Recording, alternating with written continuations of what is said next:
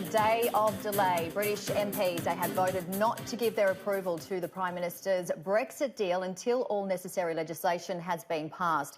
The result could force Boris Johnson to seek an extension to the Article 50 negotiating period, possibly delaying Brexit beyond the 31st of October. You're confident you have the numbers to pass your deal today, Prime Minister? Boris Johnson on his way to open the first Saturday sitting of the House of Commons in nearly 40 years. His motorcade filing into Parliament, the public filing into, lined up to witness what they thought would be a moment in history, a meaningful vote on Boris Johnson's Brexit deal. But that meaningful moment delayed after MPs passed a vote forcing him to request a delay, and the PM abandoned his vote. He'd come to the chamber that morning hopeful as he pleaded with MPs to pass his deal. Now is the time. Now is the time, Mr. Speaker, to get this thing done. And I say to all members, let us come together to end, let us come together as Democrats to end this debilitating feud. Things looked like they were moving his way. Brexiteers who'd hated Theresa May's deal decided they could live with Boris Johnson's one. But the DUP shaking their heads in disbelief. This PM, they think, has sold them down the river. Labour fearful that Mr Johnson's Brexit deal is just a no-deal cliff edge postponed.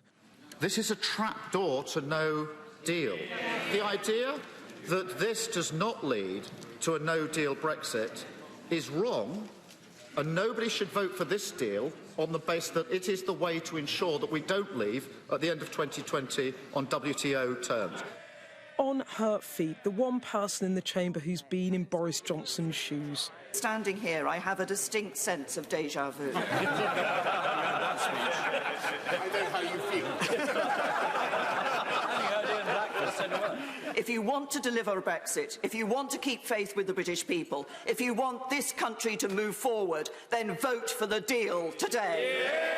Maybe more sympathetic now to what his predecessor endured, and she certainly supportive of him.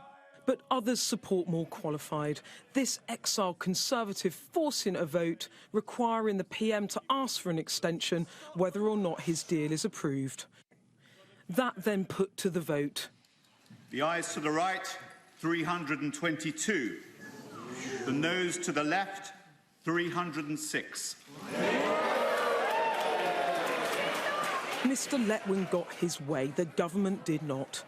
He's now required to write a letter to the EU asking for a Brexit extension, but Boris Johnson insists there won't be one. I will not negotiate a delay with the EU. His opponent's clear he must. The Prime Minister must now comply with the laws. He can no longer use the threat of a no-deal crash-out to blackmail members to support his sellout deal. The government says it will press on trying to get MPs to back a deal before October the 31st. Mr Johnson desperate to avoid delay. This a setback, but he'll hope it doesn't turn into total defeat. Beth Rigby, Sky News, Westminster. Meantime, hundreds of thousands of protesters have taken to the streets in London demanding a second referendum on the divorce deal. The demonstrators converged on Westminster, where MPs sat for the first time on a Saturday in 37 years. What do we want? People's vote. Where do we want it? Now. What do we want? Just one voice in hundreds of thousands, young and old, marching under a sea of blue flags, a tide of people trying to redirect the course of history.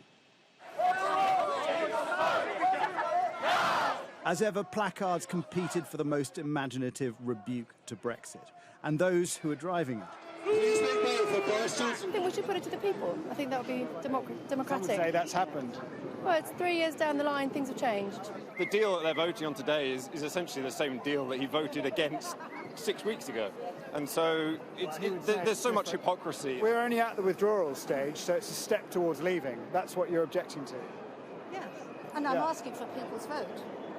But we don't know what the future arrangement looks like. Yes, if we wait too long, however, we won't get a vote, will we?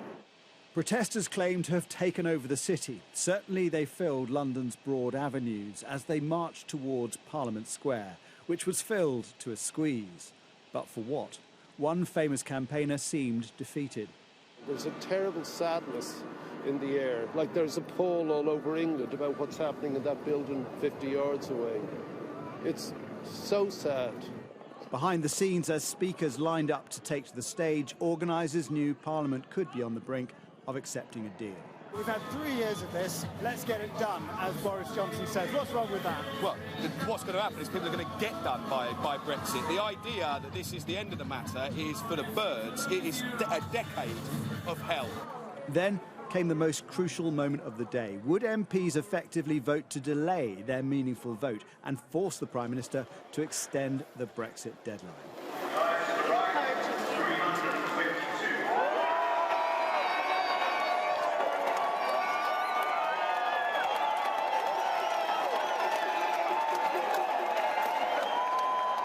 People came here thinking this was the crunch moment, do or die for the people's vote. Well, they've got a reprieve, but for how long? There's still so much uncertainty. There's an enormous amount of uncertainty. It's not good for the nation, and I absolutely appreciate that. But how much time has anybody had to actually go through the deal? Flanked by police officers, even the man charged with preparing for no deal wasn't prepared to give his view on where we go from here. Can we just get quick reaction to the vote, Mr. Gove? Just phone to the corner. UK on. Just a bit of reaction for Sky News on how you feel this goes from here. Where does this go from here, Mr. Gove? No one knows. People's Vote protesters and their advocates in Parliament have stopped nothing, just slowed things down. As it stands, the drum still beats towards Brexit. Jason Farrell, Sky News.